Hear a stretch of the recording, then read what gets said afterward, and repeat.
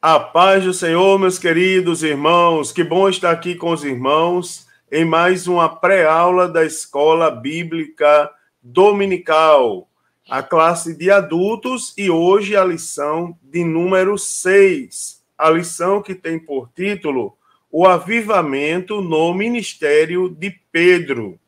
Queridos irmãos, o texto áureo para essa lição está no livro dos Atos dos Apóstolos, capítulo de número 2 e versículo de número 14, onde diz assim: Pedro, porém, pondo-se em pé com os 11, levantou a voz e disse-lhes: Varões judeus e todos os que habitais em Jerusalém, seja-vos isso notório, e escutai as minhas palavras. A verdade prática diz: a vida de um crente pode ser comparada entre o antes e o depois de um avivamento. A leitura bíblica em classe, queridos, para essa lição, está no livro dos Atos dos Apóstolos, capítulo 2, dos versículos 14 ao versículo de número 24. Diz assim: Pedro, porém, pondo-se em pé com os 11, levantou a voz e disse-lhes: Varões judeus e todos os que habitais em Jerusalém, seja-vos isto notório, e escutai as minhas palavras. Estes homens não estão embriagados, como vós pensais, sendo esta a terceira hora do dia. Mas isto é o que foi dito pelo profeta Joel. E nos últimos dias acontecerá, me diz Deus, que do meu espírito derramarei sobre toda a carne, e vossos filhos e as vossas filhas profetizarão, os vossos jovens terão visões, e os vossos velhos sonharão sonhos. E também do meu espírito derramarei sobre os meus servos e minhas servas, naqueles dias, e profetizarão. E farei aparecer prodígios em cima no céu e sinais embaixo na terra, sangue, fogo e vapor de fumaça. O sol se converterá em trevas e a lua em sangue, antes de chegar o grande e glorioso dia do Senhor. E acontecerá que todo aquele que invocar o nome do Senhor, será salvo. Varões israelitas, escutai estas palavras. A Jesus Nazareno, varão aprovado por Deus, entre vós com maravilhas, prodígios e sinais, que Deus por ele fez no meio de vós, como vós mesmos bem sabeis. A este que vos foi entregue pelo determinado conselho e presciência de Deus, tomando-o vós, o crucificastes e matastes pelas mãos de injustos, ao qual Deus ressuscitou, soltas as ânsias da morte, pois não era possível que fosse retido por ela. Meus amados irmãos, os objetivos dessa lição são destacar as características do apóstolo Pedro antes da experiência do Pentecostes, compreender o impacto do batismo no Espírito Santo no caráter do apóstolo Pedro e ressaltar a importância do avivamento espiritual para a igreja dos dias atuais, mediante a experiência do batismo no Espírito Santo. Queridos irmãos, o apóstolo Pedro, ele experimentou uma mudança significativa no seu caráter. Agora, por quê? Porque ele permitiu que o batismo no Espírito Santo não se resumisse em uma experiência espiritual no dia de Pentecostes, e sim se tornasse um avivamento contínuo em seu ministério. Preste atenção aqui, querido, uma coisa interessante. Tomando por base a experiência pentecostal, né, do apóstolo Pedro, nós podemos afirmar, irmãos, que e identificar ao mesmo tempo mais uma evidência daquele que recebe o batismo no Espírito Santo, que é a mudança de caráter. Interessante, irmãos, que é praticamente impossível as pessoas terem uma experiência espiritual, como, por exemplo, o batismo no Espírito Santo, e continuar sendo a mesma pessoa. Biblicamente falando, irmãos, isso aí é algo que nós temos que avaliar. Por exemplo, o apóstolo Pedro, na lição de hoje, eu vou falar do apóstolo Pedro antes da experiência pentecostal e o apóstolo Pedro após a experiência pentecostal. Nós vamos observar que a evidência inicial do batismo no Espírito Santo é o falar em outras línguas, conforme o Espírito conceda que fale, e nós já estudamos aqui esse trimestre. Agora, existem outras evidências. Às vezes, eu estou ensinando para os novos convertidos e eu digo para eles, olha, é praticamente impossível uma pessoa que teve experiência do batismo no Espírito Santo continuar sendo a mesma pessoa, né? Continuar tendo a mesma, o mesmo caráter, procedendo da mesma maneira. Isso não existe, né, irmãos? Tem que ter uma mudança. E a lição de hoje, ela nos dá margem para nós entendermos isso. Então, para nós termos êxito no exercício do nosso ministério cristão, de forma semelhante à experiência do apóstolo Pedro, nós precisamos permitir que o Espírito Santo trabalhe permanentemente em nossa vida. Ou seja, a mudança é constante, ela é diária, ela é contínua. Não é algo, assim, uma brincadeira que aconteceu hoje, né? E a gente gritou e pulou e acabou amanhã. Não. Agora, algumas coisas a gente precisa observar. Por exemplo, refletir sobre os princípios bíblicos, né? E também buscar continuamente poder do alto e permitir, irmãos, que isso gere mudanças expressivas na nossa forma de pensar e de agir, né? Então, vamos refletir nesse dia de hoje a respeito, não é, da relação que há entre o batismo no Espírito Santo e o testemunho cristão. A pergunta é, eu tive um pastor de saudosíssima memória, que ele, um dia, num grande culto que tinha naquela igreja, ele chegou, ficou sentado com a mão na boca, daqui a pouco ele levantou da cadeira e foi ao microfone e disse assim, quantos aqui são batizados no Espírito Santo? E a multidão levantou a mão. Aí ele disse assim, eu vou perguntar a segunda vez, quantos aqui são batizados no Espírito Santo? E somente os batizados no Espírito Santo permaneçam com a mão para cima. E baixou a mão mais da metade da igreja. Aí ele disse assim, meus irmãos, eu vou perguntar a terceira e a última vez. Quantos aqui são batizados no Espírito Santo com a evidência inicial do falar em outras línguas? E aí, boa parte das mãos baixaram. Quando ficou bem pouquinha gente com a mão levantada, ele disse, agora vamos orar para Deus batizar. Eu achei interessante aquilo ali. É algo para a gente refletir agora, né, irmãos? É o momento da gente refletir. Nós somos batizados no Espírito Santo com a evidência inicial do falar em outras línguas. Agora me diga uma coisa, o nosso caráter mudou? A maneira de nós observarmos a nossa vida espiritual mudou?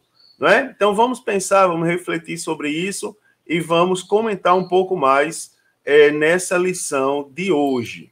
Queridos, nessa lição especificamente, eu quero mostrar para os irmãos o protagonismo agora do apóstolo Pedro.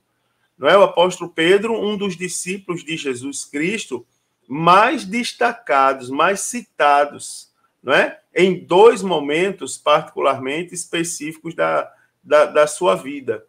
Primeiro, antes de ser batizado no Espírito Santo. Não é?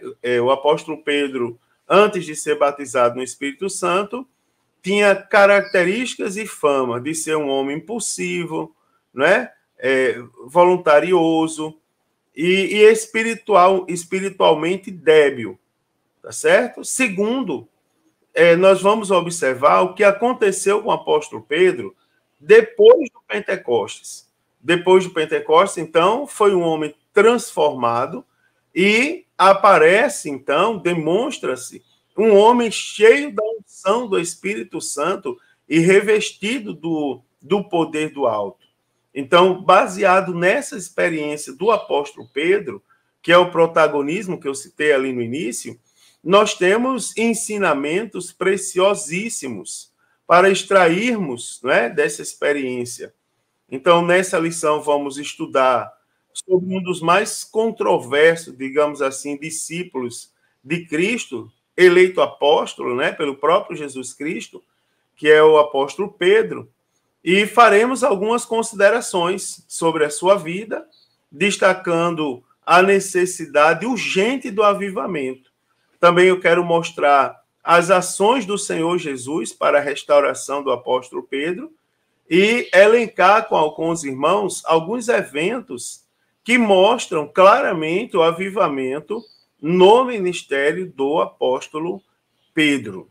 Para começar, queridos, vamos fazer algumas considerações gerais sobre o apóstolo Pedro em si. A sua origem, né? Originalmente, o apóstolo Pedro era chamado de Simão, né? Filho de João e irmão de André. Então, o apóstolo Pedro era casado, né?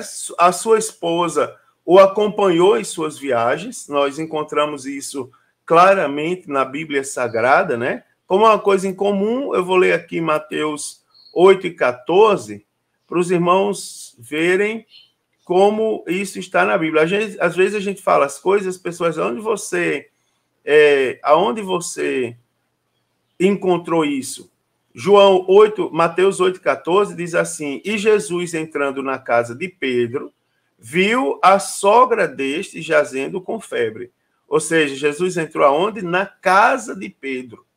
E se na casa de Pedro havia a sogra, é porque também havia a esposa, não é? Então, antes de ser chamado por Jesus, o apóstolo Pedro, ele trabalhava com seu pai como pescador, né? Não foi um homem educado religiosamente, né? E possuía um sotaque forte, típico da região da Galileia. Então, o apóstolo Pedro, ele era o que a gente pode chamar o que a gente pode considerar como um leigo, um homem sem estudos, né, pelos líderes judaicos de Jerusalém. O apóstolo Pedro, né, quanto à sua chamada, ele encabeça a lista dos discípulos de Jesus Cristo, que foram convidados por Jesus para serem apóstolos. Não porque tenha sido o primeiro a ser chamado, mas é devido ao fato de ser um líder, digamos assim, natural entre os discípulos.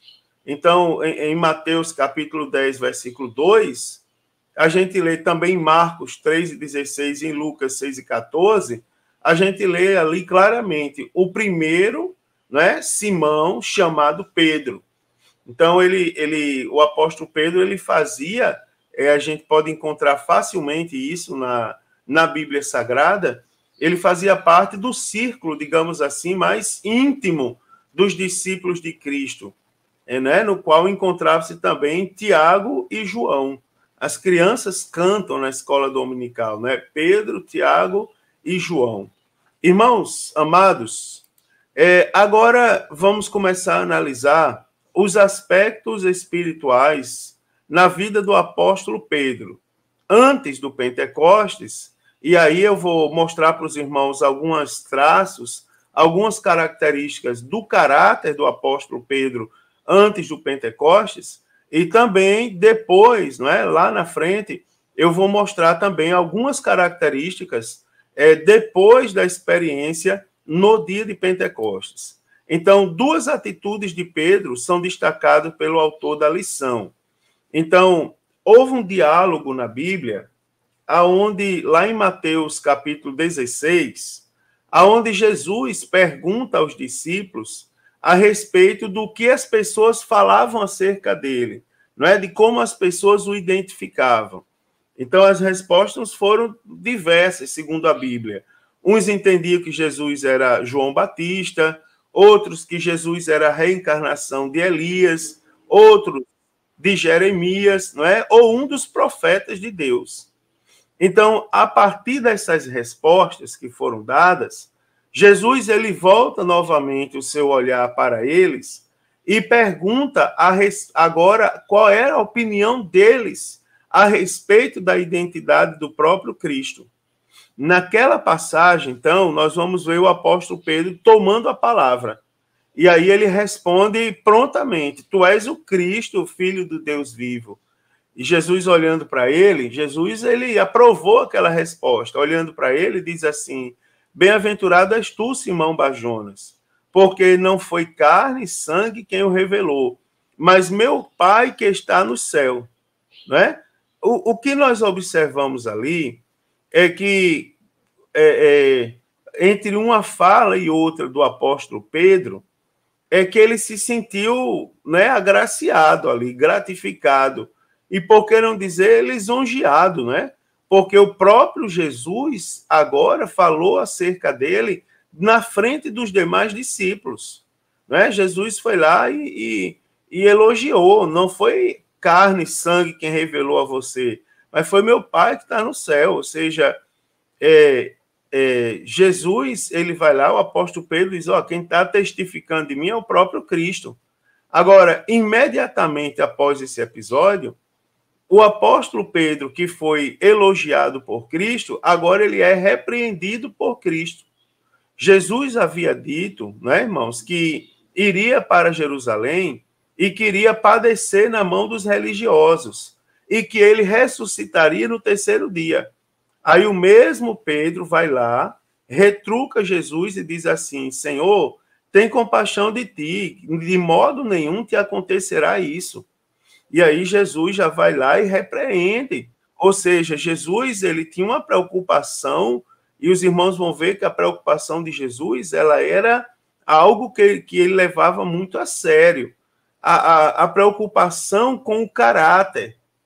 Porque Jesus prontamente agora, o mesmo Jesus que elogiou o apóstolo Pedro, ele agora vai dizer: para trás de mim, Satanás, que me serves de escândalo, porque não compreendes as coisas que são de Deus, mas só as que são do homem. Agora, você observa que da mesma maneira que o apóstolo Pedro se sentiu agraciado, lisonjeado pelo elogio de Jesus, ele agora, com certeza, se sentiu extremamente desconfortável, né, irmãos? Porque quem fala, quem repreende ele duramente é o próprio Jesus que tinha aprovado, né? O próprio Jesus que tinha aprovado e elogiado ele na frente das pessoas. Aqui é interessante a gente entender essa atitude, as duas atitudes de Pedro e as duas atitudes de Jesus. Se nós compreendermos a de Jesus, nós vamos compreender por que Jesus queria trabalhar no caráter do apóstolo Pedro. Preste atenção um detalhe, é que houve momentos na Bíblia Sagrada que Jesus vai lá e cura as pessoas e ele pede para que a ninguém diga. E alguém já questionou, e eu fui pesquisar, por que Jesus disse que não era para dizer que ele tinha curado? É porque o foco de Jesus naquela hora era a crucificação. E tudo quanto se opunha ao plano de Deus na vida de Jesus era extremamente, duramente repreendido por ele. Jesus queria que o povo mantivesse o foco na crucificação e na ressurreição dele, que era o plano de Deus, né? Você observa que o apóstolo Pedro faz agora, primeiro, é responder: tu és Jesus, tu és o Cristo, né? O Filho do Deus vivo. E Jesus vai lá e elogia o apóstolo Pedro. Realmente, não foi a carne nem o sangue que revelou, mas foi meu Pai que está nos céus, não é? Então, era o que Jesus queria, que as pessoas tivessem a palavra de Deus em mente. Só que agora, o apóstolo Pedro, ele repreende o próprio Jesus quando Jesus fala acerca do plano da salvação, né? Do plano da redenção que ele estava apresentando naquele momento. Então, você observa duas atitudes controversas do apóstolo Pedro antes do dia de Pentecostes. Outra atitude que eu posso destacar antes do dia de Pentecostes é o fato de Pedro ter negado 3 vezes Jesus, não é?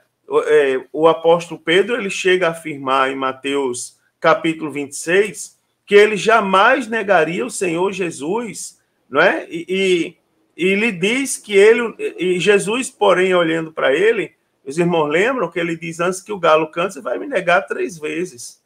A primeira vez, lá em Mateus 26, versículos 69 e 70, Pedro nega Jesus diante de uma criada.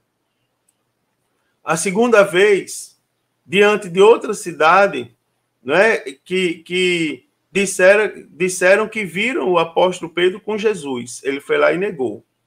E a terceira vez, Pedro negou, não é? A terceira vez, Pedro negou Cristo diante de várias pessoas, não é, irmãos? Praquejando e jurando que não era, que não estava com Cristo. Ele negou Jesus. Então, depois desse momento, o galo canta e o apóstolo Pedro, ele sente profundo arrependimento. O evangelho chega a registrar que depois que o galo canta, o olhar de Jesus se vira e olha para Pedro. Você vê que é uma cena terrível, né, irmãos? Você ser confrontado com o próprio Jesus. Então, Jesus não desprezou o apóstolo Pedro por causa disso, né? Muito pelo contrário. Quando Jesus ressuscitou, o anjo disse às mulheres que fosse dar as boas novas aos discípulos e a Pedro, né? Ou seja, o nome do apóstolo Pedro foi destacado. Agora, nós devemos ter o cuidado, né, irmãos? Isso aqui nos ensina, fala conosco profundamente, que nós temos que ter o cuidado de não descartar as pessoas por causa das suas falhas. Por quê? Porque a nossa luta não é contra a carne nem contra o sangue. E mais, Deus tem poder para restaurar a pessoa espiritualmente fraca. Tá certo? Ele tem poder para restaurar, e ele restaura em nome de Jesus. Agora, preste atenção, depois de analisar as fraquezas, dois momentos ali de fraqueza espiritual do apóstolo Pedro, né, 2 momentos de repreensão, que eu acredito que o primeiro foi duro e o segundo foi terrível. Você imagina o olhar de Jesus virando e olhando para o apóstolo Pedro ali, não é? Para deixar claro para ele os seus erros. A gente pode extrair algumas características da vida do apóstolo Pedro antes da experiência pentecostal que demonstram a necessidade urgente de um avivamento na vida dele. A primeira característica é a instabilidade. Você vai observar que o apóstolo Pedro, né, era um discípulo dedicado, que buscava exercitar a fé, embora ele demonstrasse um pouco de, digamos, de volubilidade, como revela ali aquele incidente, né, digamos, ou aquele momento ali, aquela passagem de Jesus andando sobre as águas. Nós vamos ver, irmãos, como eu falei anteriormente, que o mesmo Pedro que diz, tu és Cristo, filho do Deus vivo, no mesmo capítulo, ele chama Jesus à parte e repreende, porque o mestre está falando sobre a sua morte e ressurreição. Então, o apóstolo Pedro, que antes tinha recebido um elogio, agora é repreendido. Então, ele questionou sobre o perdão e foi advertido a respeito do que aconteceria com um discípulo que não perdoasse a tortura que experimentaria, não é? Posteriormente. Então, ele foi rápido ao lembrar Jesus que os discípulos abandonaram tudo para segui-lo e recebeu a promessa de que os 12 se sentariam em tronos para julgar Israel. Então, inicialmente, ele não permitiu que Jesus lavasse seus pés. E depois pediu que banhasse também as suas mãos, né, e sua cabeça como sinal de limpeza. Então, nós vamos observar comportamentos contraditórios. Nós vamos observar o apóstolo Pedro, que não queria que lavasse os pés, agora pede para que banhasse também as suas mãos e sua cabeça como sinal de limpeza. Então, nós vamos ver uma instabilidade, talvez uma insegurança pessoal. Outra característica é a autossuficiência, né? Por exemplo, Pedro se achava forte demais, se achava que era uma rocha, quando, na verdade, era pó, né? Então, apesar da séria advertência da sua fragilidade espiritual, revelada por Jesus, lá em Lucas 22, versículo 31 e 32, está escrito: disse também o Senhor: Simão, Simão, eis que Satanás vos pediu para vos cirandar como trigo, mas eu roguei por ti, para que a tua fé não desfaleça. E tu, quando te convertes, confirma teus irmãos. Então, você observa que demonstra autossuficiência, não é? Demonstra autossuficiência diante do que o Senhor tinha a respeito de todos os discípulos. Então, o apóstolo Pedro ele foi extremamente arrogante quando ele respondeu e disse: ainda que todos se escandalizem de ti, eu nunca me escandalizarei. Então, no lugar de ser uma pessoa humilde, o apóstolo Pedro se projeta acima de todos os outros discípulos, né? Insinuando ser mais leal do que os demais apóstolos que estavam, digamos assim, no mesmo nível hierárquico dele, né? Ainda que todos se escandalizem, nunca, porém, eu, né, irmãos? Então, confiar em si mesmo é uma atitude de extrema insensatez. E é também, queridos, o primeiro passo para a queda espiritual. Nós temos que cuidar com essas coisas, né? Cuidar diretamente dessas coisas. Também nós podemos encontrar no apóstolo Pedro, antes do batismo no Espírito Santo, a apatia. Então, no momento decisivo do ministério de Jesus, que foi lá no jardim do Getsêmani, seria travada naquela noite a batalha mais renhida da história da humanidade. Porque Jesus estava a horas de sua crucificação, não é? Naquele momento, o Senhor leva consigo Pedro, Tiago e João, não é? Então você observa que a pressão espiritual ali, antes da crucificação, era algo extremamente duro, não é? Uma angústia. A Bíblia Sagrada revela em Marcos, aliás, em Mateus, capítulo 26, dos versículos 37 ao 39, que uma angústia indescritível veio sobre o próprio Jesus, não é? E em meio a esse contexto, onde Jesus precisava, por parte dos seus discípulos, de empatia, não é? Como é que estava o apóstolo Pedro? O mesmo apóstolo que disse que jamais abandonaria Jesus. Você observa que na hora mais decisiva, o apóstolo Pedro esqueceu da promessa que tinha feito. Não é? Em Mateus 26, 40, quando Jesus volta aos seus discípulos, ele acha os seus discípulos adormecidos.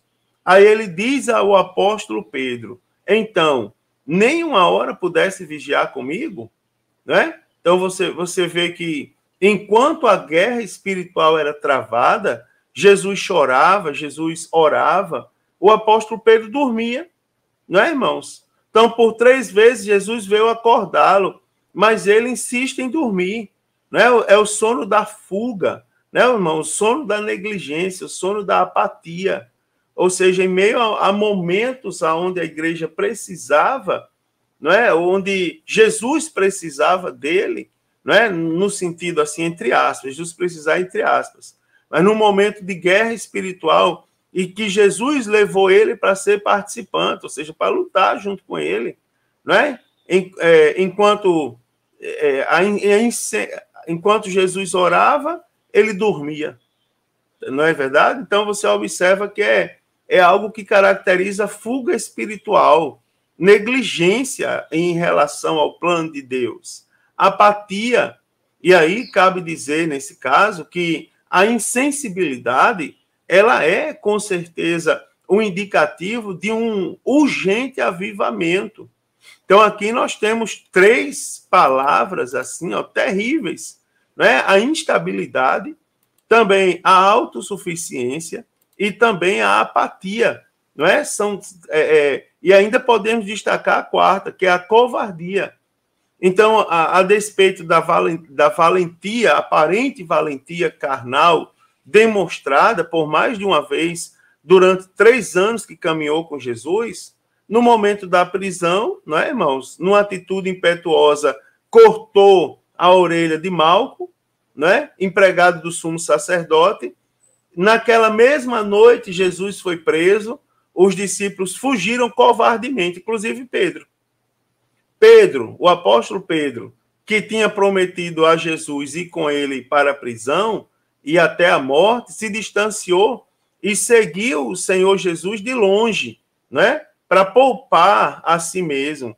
E a covardia dele é acentuada, né? Ao negar Jesus abertamente por 3 vezes. Então, diante desses atos, a expressão máxima do declínio espiritual, né, do apóstolo Pedro, o apóstolo Pedro ouve o cantar do galo e se depara com o olhar de Jesus, conforme Lucas 22, o que o fez lembrar do que Cristo tinha falado, não é, irmãos? E saiu a chorar amargamente. Então, nós temos aqui, ó, características do apóstolo Pedro antes do Pentecostes, o que demonstra a necessidade de um avivamento urgente. E não adianta a gente falar mal do apóstolo Pedro, porque isso aqui não é para a gente dizer que o apóstolo Pedro era, não era, fez, não fez. É para demonstrar como nós precisamos do avivamento genuíno, do avivamento da palavra. Muitos de nós demonstramos instabilidade, autossuficiência, apatia e covardia quando o assunto são as coisas de Deus. Então, após o Pentecostes, o apóstolo Pedro, né, ele foi batizado no Espírito Santo, né, e após, nós podemos observar que após o dia o batismo no Espírito Santo, digamos assim, do apóstolo Pedro, ele se torna claramente outro homem. Né? Então, devido ao espanto das pessoas lá no dia de Pentecostes, pelo que aconteceu, né, eles vendo pessoas, mesmo sendo estrangeiras, falando na sua própria língua acerca das maravilhas de Deus. Então, o apóstolo Pedro se põe de pé juntamente com os 11 e ele levanta sua voz com extrema eloquência, não é, irmãos? E começa a falar da promessa de Deus proferida pelo profeta Joel. Está lá em Atos, capítulo 2, versículo 18. Do meu espírito derramarei sobre toda a carne. Então, ele explica para as pessoas que ali estavam o que acontecera lá no dia de Pentecostes, lá bem anteriormente, né, bem ali recentemente, o que tinha acontecido ali no dia no momento que o Espírito Santo desceu sobre eles, que estavam no cenáculo. Então, a pregação do apóstolo Pedro, naquela oportunidade, e após o batismo no Espírito Santo, teve tão grande impacto sobre os ouvintes, que muitos deles, compungidos de coração, né, indagavam Pedro a respeito de tudo que do que deveriam fazer. E o apóstolo Pedro conclui sua calorosa pregação, apelando para que se arrependessem e fossem batizados em nome de Jesus Cristo para receberem o dom do Espírito Santo. Qual foi o resultado? Quase 3.000 almas foram batizadas naquele momento. Glória a Deus. Né, irmãos? Olha que coisa maravilhosa. Depois a gente pode analisar os sinais que se seguiram. Por exemplo, o apóstolo Pedro e a cura do coxo. Né? Os irmãos sabem que, juntamente com João, o apóstolo Pedro chega à porta formosa do templo de Jerusalém.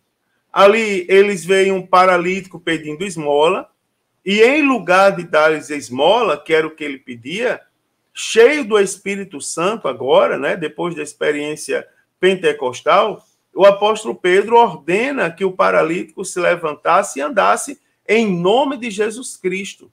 Então, imediatamente a gente observa que o homem foi curado, né? Ele entrou no templo saltando e louvando a Deus.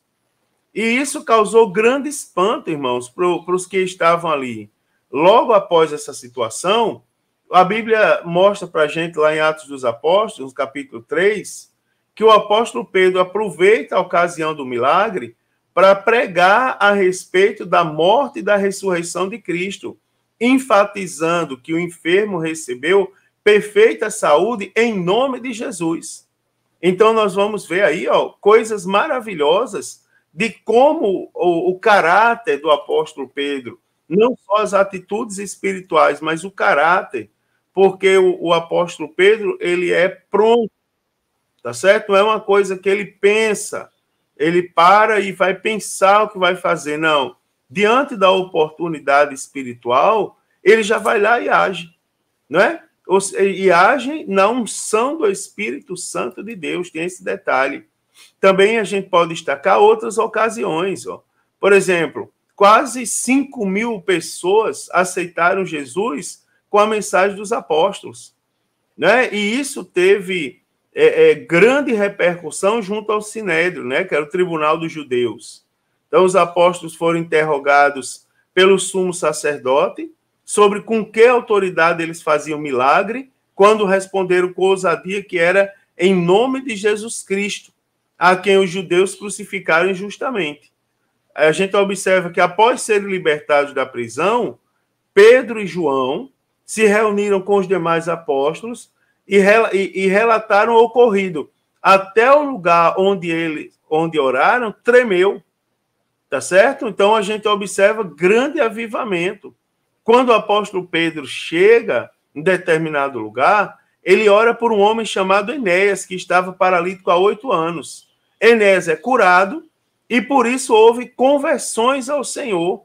Né, irmãos? Por sua oração, Dorcas ressuscitou dentre os mortos lá em Jope.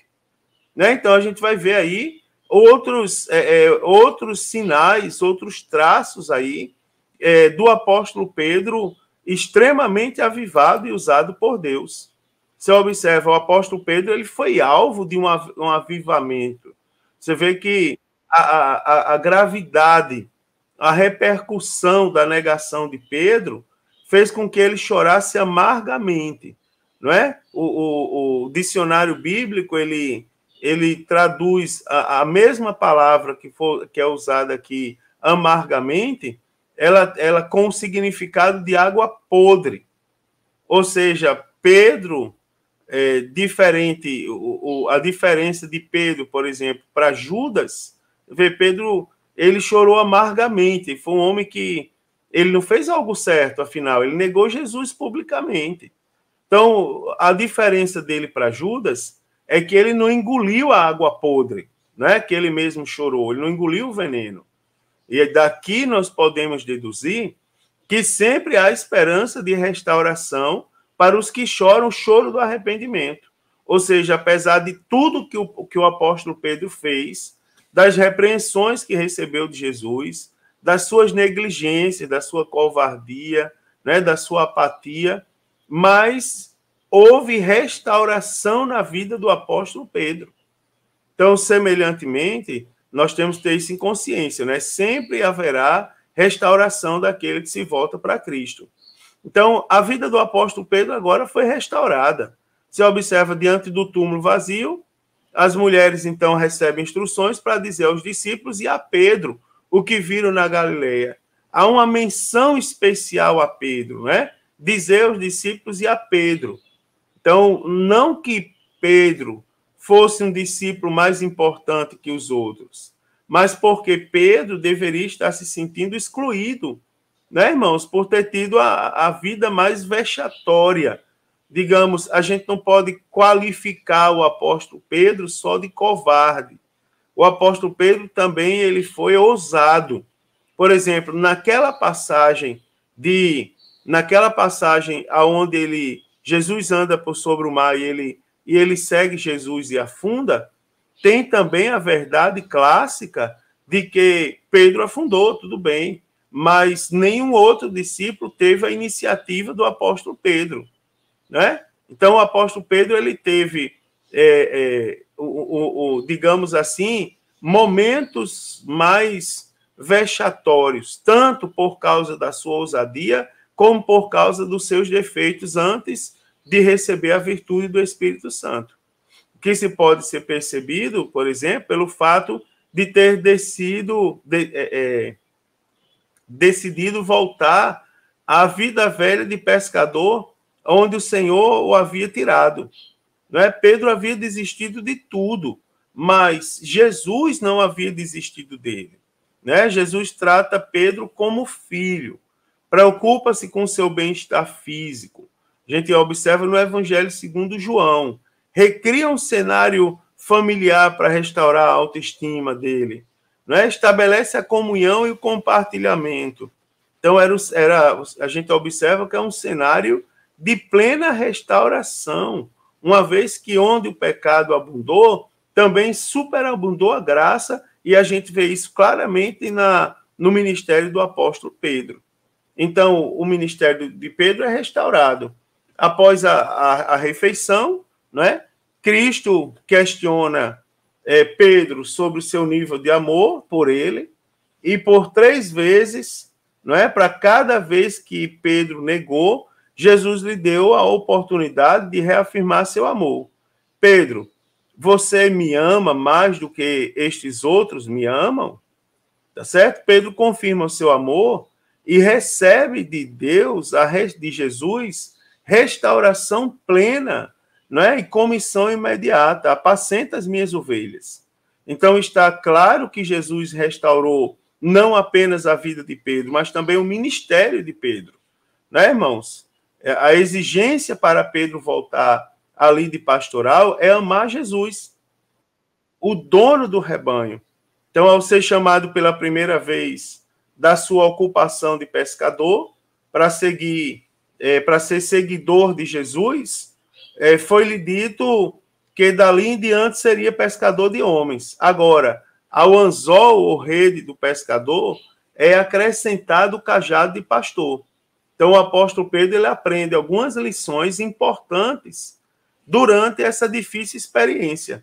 Ele aprendeu a prestar atenção à palavra, a vigiar, a orar, e não confiar nas suas próprias forças.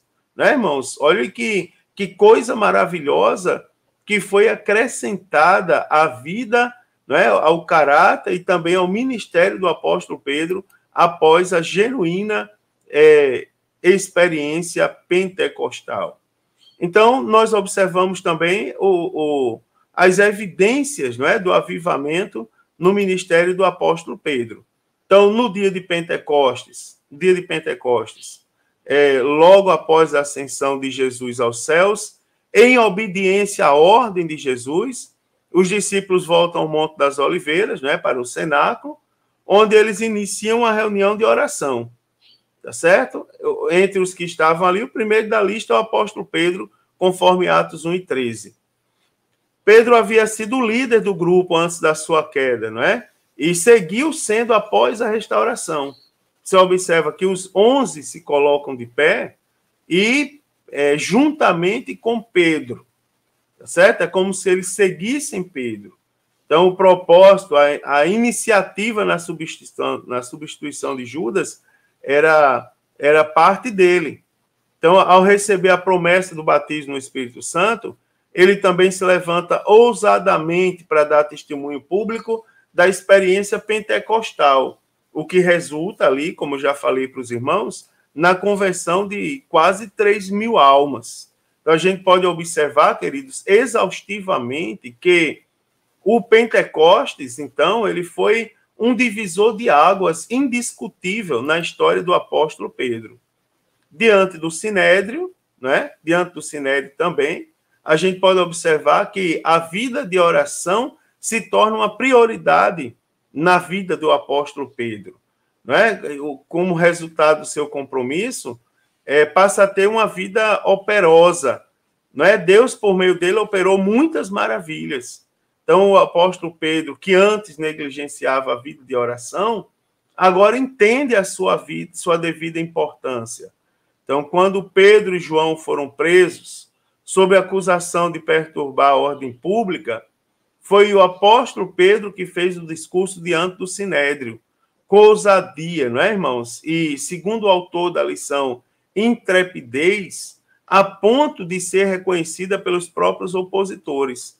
Em Atos capítulo 4, versículo 13, nós vamos observar, então, eles vendo a ousadia de Pedro e João, e informados de que eram homens sem letras e indoutos, se maravilharam e tinham conhecimento de que eles haviam estado com Jesus.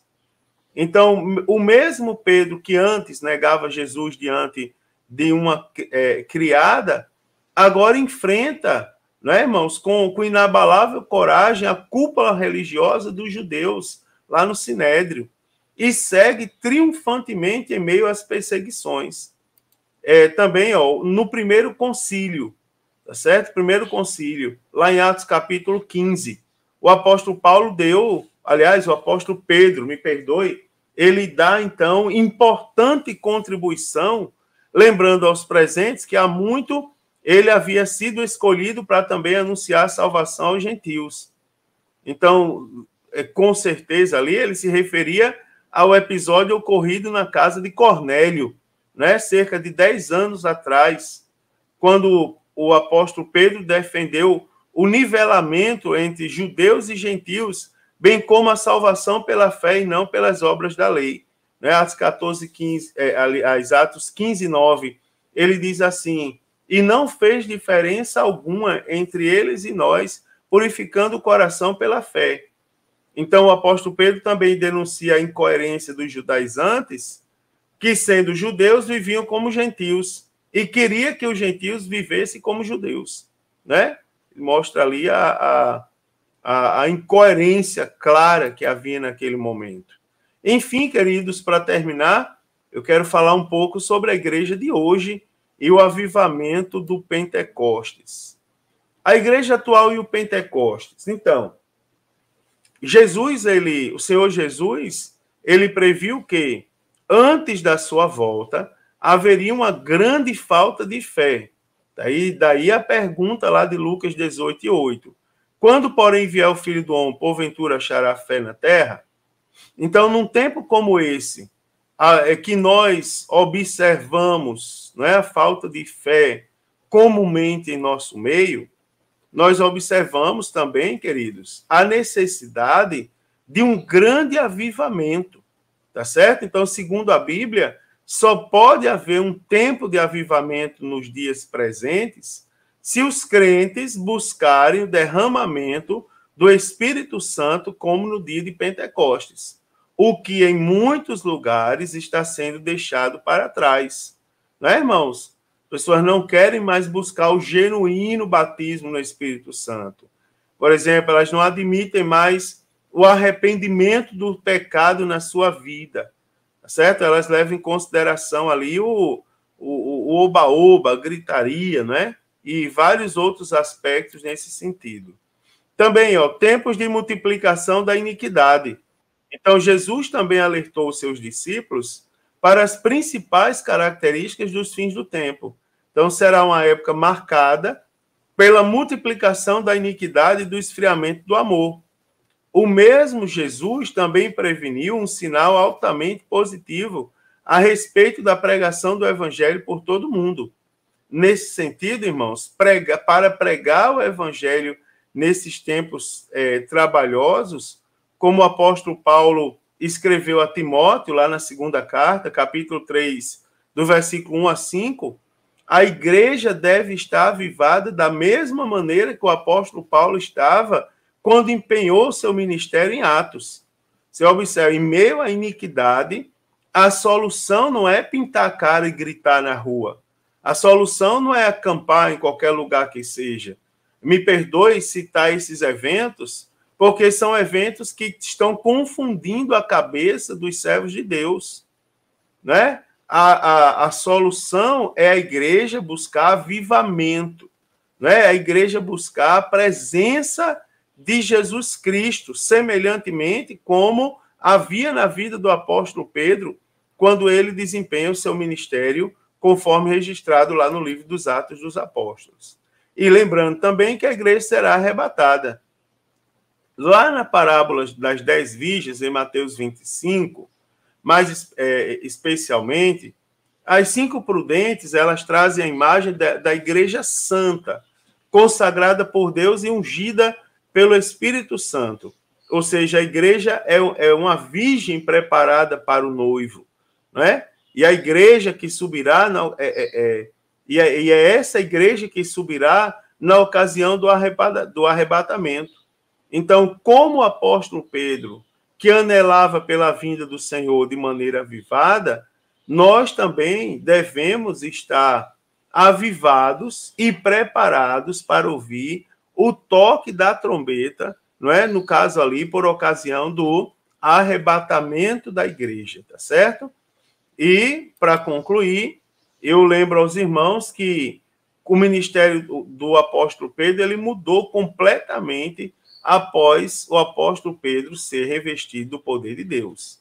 Antes do Pentecostes, não é? Mais uma vez relembrando, não tinha firmeza, era precipitado, voluntarioso, mas depois passou a existir um apóstolo Pedro cheio da graça de Deus, não é? Da unção, de sabedoria e de poder para cumprir a missão que fora confiada por Jesus aos seus discípulos. Sem dúvida alguma, queridos, e que lição maravilhosa a todos nós, o apóstolo Pedro é um modelo de vida e de ministério avivada sobre o poder do Espírito Santo. Então, a biografia do apóstolo Pedro é um clássico exemplo a todos nós do que Deus é capaz de fazer na vida de uma pessoa, apesar das fragilidades dessa pessoa e dos seus constantes declínios espirituais. Mas, ao se permitir trabalhado pela unção do Espírito Santo, pode desfrutar de uma vida cheia da presença do Senhor, desfrutando de um ministério frutífero para a glória do nome do nosso Deus. Aleluia! Que lição, irmãos, que lição maravilhosa. Que oportunidade tremenda que Jesus nos dá por meio da escola bíblica dominical para nós crescermos espiritualmente. Como está a nossa vida hoje? Como está o nosso caráter? Não é, irmãos? Necessitamos ou não de um avivamento?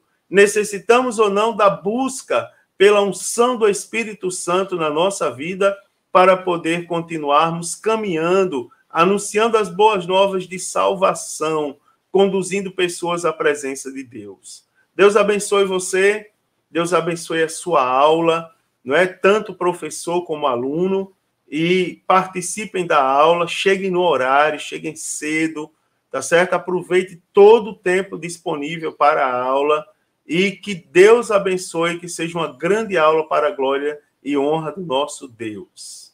Paz do Senhor, forte abraço a todos. Se Jesus não voltar a próxima semana, eu estarei aqui comentando com os irmãos, não é? Mais uma pré-aula na lição de número 7. Forte abraço, queridos.